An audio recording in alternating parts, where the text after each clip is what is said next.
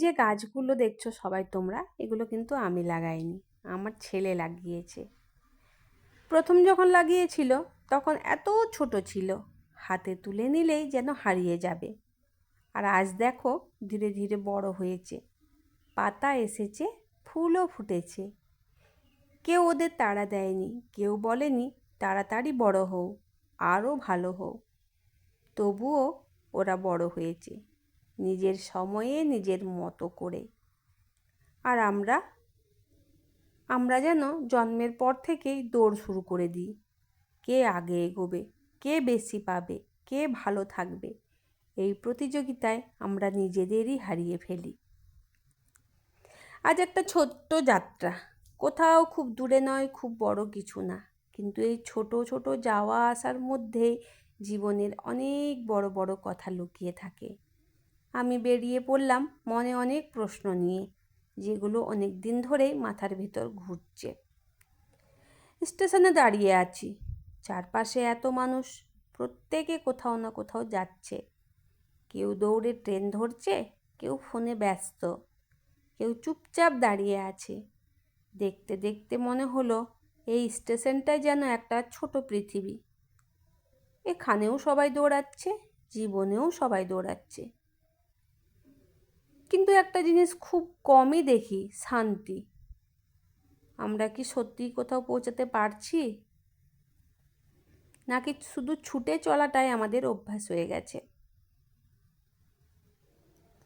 নমস্কার বন্ধুরা, শুভ সকাল। আমি হচ্ছি ঝুমা, তোমরা দেখছো creation of Jhuma. Creation of Jhuma চ্যানেলে তোমাদের সবাইকে স্বাগত জানিয়ে আবার একটা ভিডিও নিয়ে চলে এসেছি তোমাদের কাছে। আশা করছি ভিডিওটা তোমাদের ভালোই লাগবে। আর যদি ভালো লেগে থাকে, লাইক কমেন্ট শেয়ার করে অবশ্যই পাশে থেকো। আমিও চেষ্টা করব তোমাদের সামনে এরকম কিছু আরও ভালো ভালো ভিডিও নিয়ে আসার। আমরা কোথায় দাঁড়িয়ে আছি বন্ধুরা? দাঁড়িয়ে আছি স্টেশনের মধ্যে। অনেক দিন পর ট্রেনে চড়ব। অনেক দিন বলতে সেই ছোট্টবেলায় চড়েছিলাম, তাও যখন মাসির বাড়ি যেতাম মায়ের সাথে, বাবার সাথে।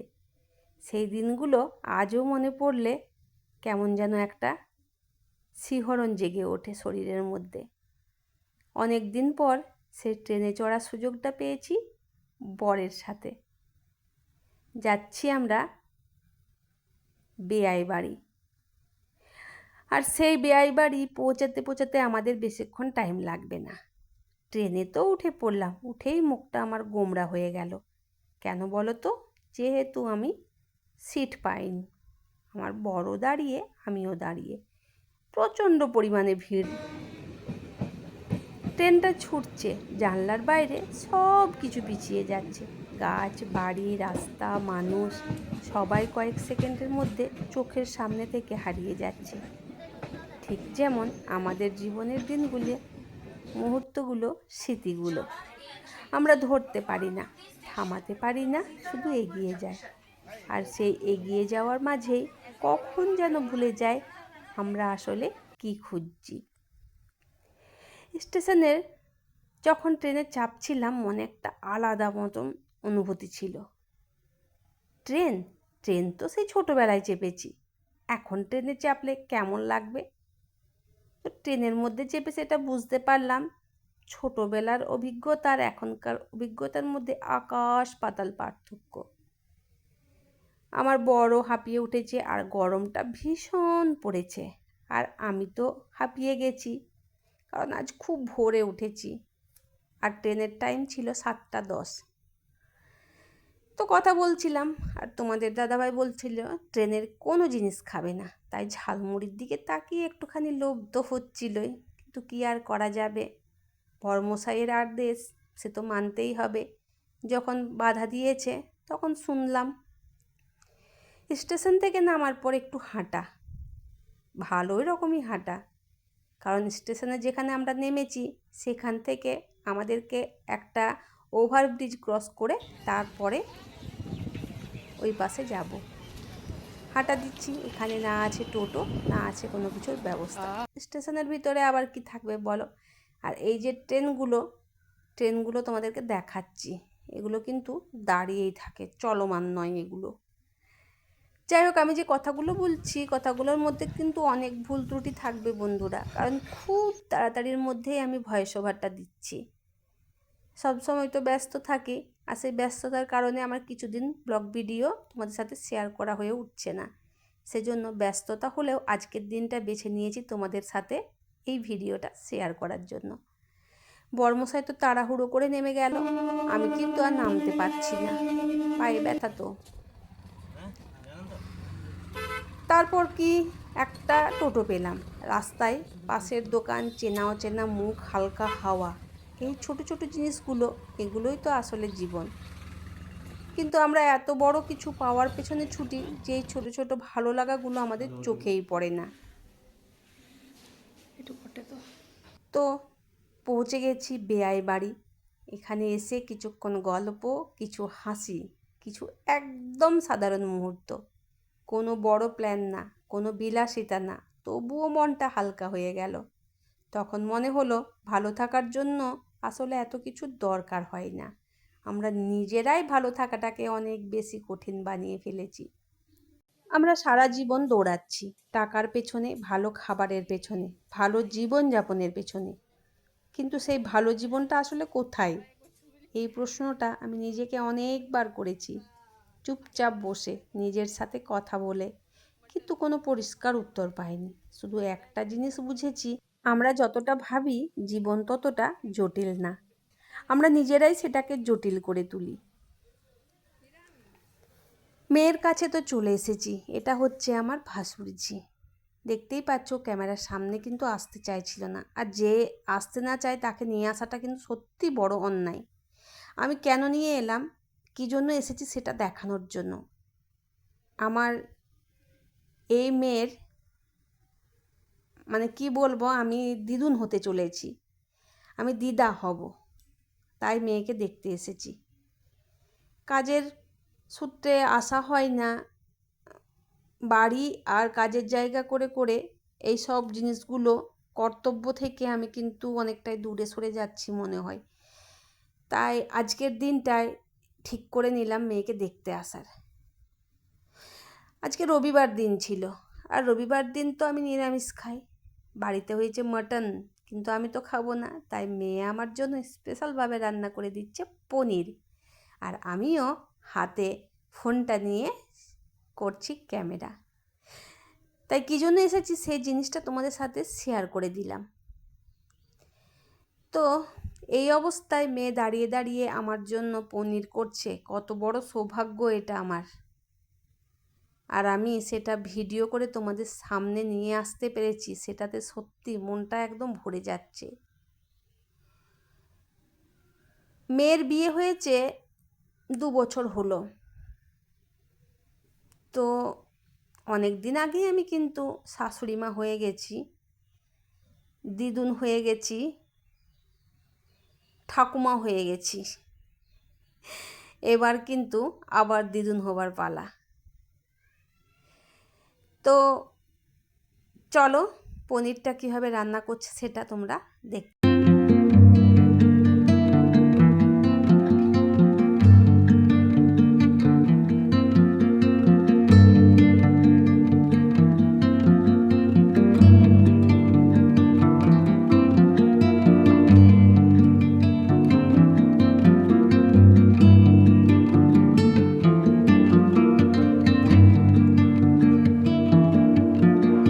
মেয়ে বানাচ্ছে পনিরটা, আর আমার বেয়ান ম্যারিনেট করে নিচ্ছে মটনটা।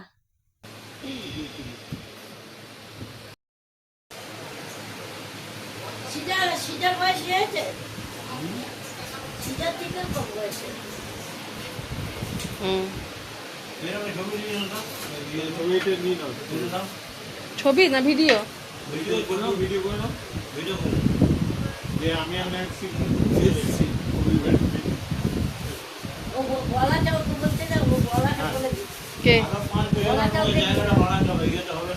বলুন।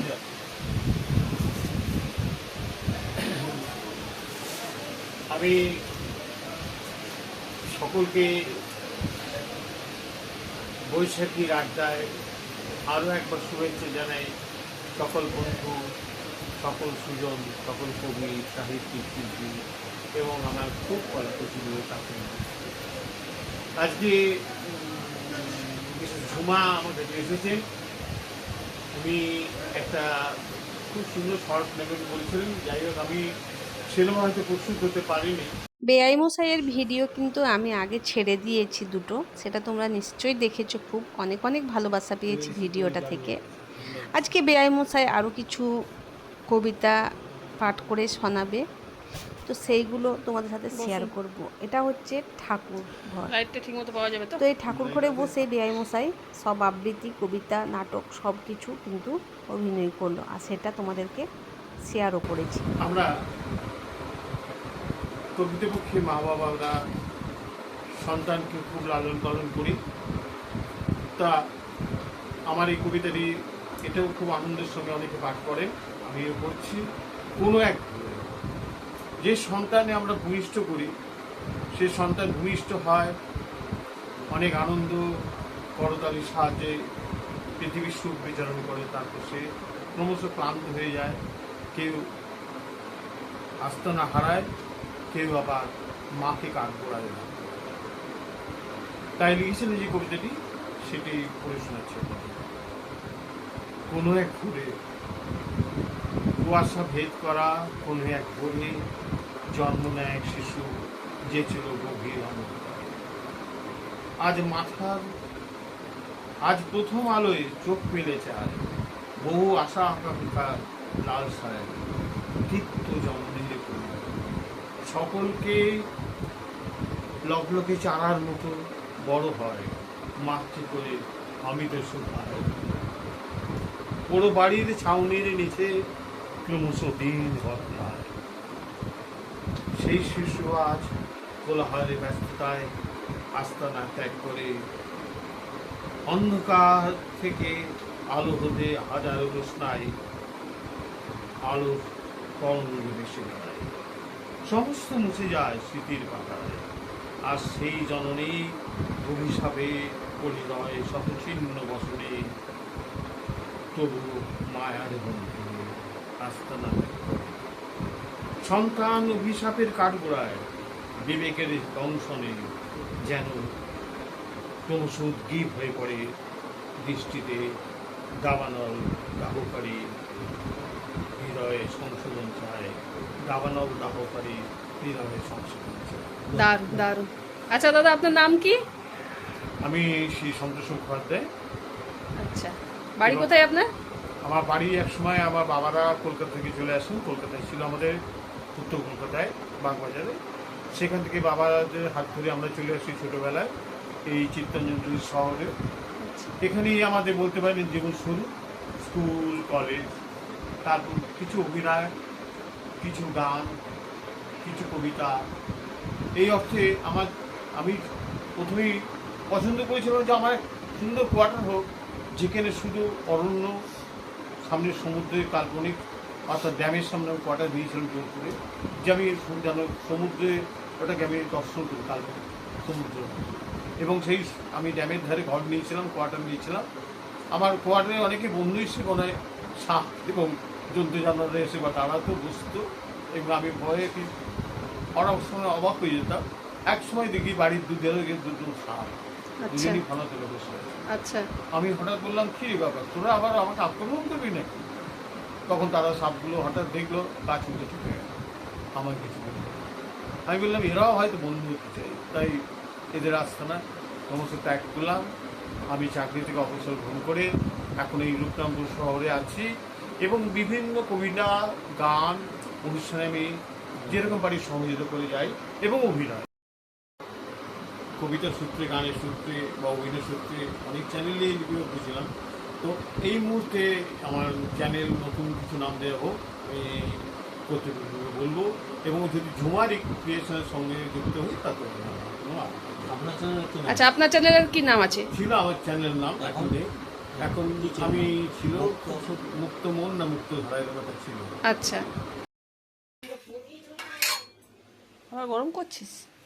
ডালটা একটু করে দেবো, ডাল ঠান্ডা খাওয়া যাবে। ভাত ঠিক আছে? হুম।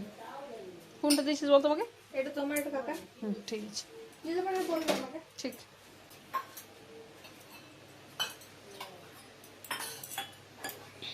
সব কিছু গল্প টল্প করার পর খেতে বসে পড়েছি। সবাইকে ফেলে রেখে আমি আর আমার বর বসে পড়েছি টেবিলে। অনেক আয়োজন, আর সেই অত অত আয়োজনের মধ্যে বসে আছি আমি আর আমার হাজব্যান্ডের খাওয়া তো পুরো পরিষ্কার হয়ে গেছে, প্লেট থালা, আর আমি কিন্তু একটু একটু করে খাচ্ছিলাম। একদম বিকেল হয়ে গেছে, বিকেলের দিকে চলে এসেছি, বাড়ি যাব সেই জন্য। এটা হচ্ছে আমাদের জামাই, গাড়িটা বের করবে, সেই জন্য তার আগে একটুখানি পরিষ্কার করে নিল। কারণ আমাদের জামাই বেয়াই বেয়ান সবাই আমাদেরকে কিছুটা দূর এগিয়ে দিতে যাচ্ছে। চলো, আমি বাড়ির পথে রওনা দেবো আর ভিডিও করব না, সেটা কোনোদিন হয়? আরে এই কথাটাই তো সবাই বলে, সেটাই তো তোমাদের সাথে শেয়ার করছি। আমি নাকি সব সময় ফোনে হাত আমার, জানো কি করব, উপায় নেই, তোমাদেরকে ভিডিও দিতে হবে বলে ফোনে হাত দিতেই হয়।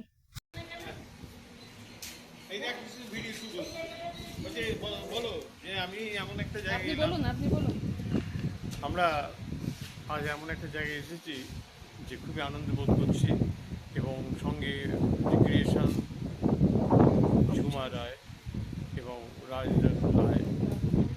রাজ রাণা রায়, সরি আমি সন্তোষ মুখোপাধ্যায় সামান্য একটু ভিডিও শ্যুট করছি ক্ষণিকের জন্য। এরা এসেছিলেন, আমাদের ছেড়ে বেরিয়ে যাচ্ছেন, বাড়ি চলে যাচ্ছেন, বাড়ির পথে হয়তো জামুরিয়া বেশি দূর নয়, আমিও সঙ্গ দিচ্ছি, একটু কিছু দূর যাব, আর যদি ডাক পেলে আমি চলে যাবো।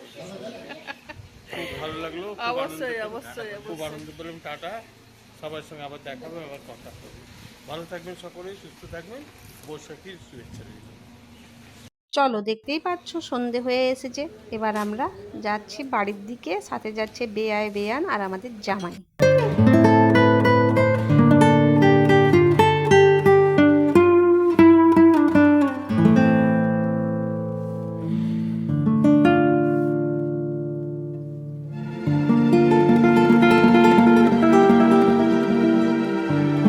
সন্ধ্যা হয়ে এসেছে, আকাশটা ধীরে ধীরে অন্ধকার হচ্ছে। আমরা আবার ফিরছি নিজের নিজের জীবনে। আগামীকাল আবার একই দৌড়, একই ব্যস্ততা, একই আমার তোমার হিসাব।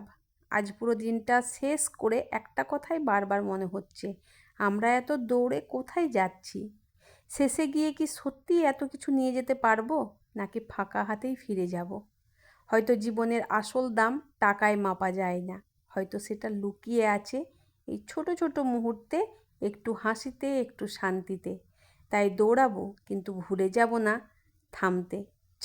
চাইবো, কিন্তু ভুলে যাব না যা আছে সেটাকে অনুভব করতে। কারণ জীবনটা শুধু পাওয়ার জন্য না, বাঁচার জন্য, অনুভব করার জন্য। ভিডিওটা যদি তোমাদের মনে একটু হলেও লাগে, তাহলে লাইক, শেয়ার আর সাবস্ক্রাইব করতে ভুলো না।